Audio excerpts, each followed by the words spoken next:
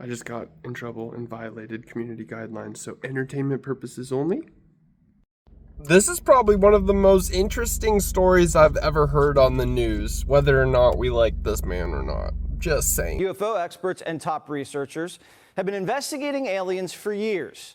Their sources say dozens of crashed UFOs have been recovered, and what they found inside? Shocking. And do people think that there's one type of non-human intelligence that's visiting the Earth, or is there many, many types? People who have been involved in recoveries have said there are at least four separate types. Now, I have not had direct access to that, but I believe the people who I talked to. Four different types of life. 4 different types of life. 4 different species of aliens. Another scientist called them Greys, Nordics, Insectoids, and Reptilians.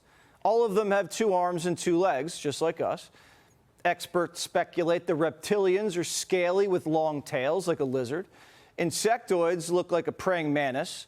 The Greys look like your classic movie alien, and the Nordics look like a regular Swedish guy, but 7 feet tall.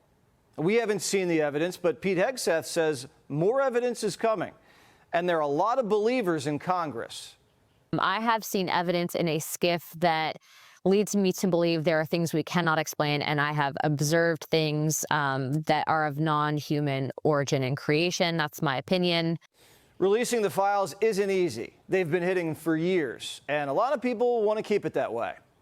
The problem we have right now is the deep state's fighting the president on release, and he kept his word, and I suspect some of our not so friendly comrades in some of our alphabet agencies are slow walking a lot of the information. It's about power, it's about control, and that's kind of what runs Washington. So why is our own government fighting so hard to keep these secret? Well, a dozen scientists have either gone missing or died. Now, we don't know if that's related, but people are scared to talk. one I thought was going to do an interview, and then a couple days before sent me a message saying, after further consideration and long talks with my wife, I decided I'd be forfeiting my life if I participated in your interview.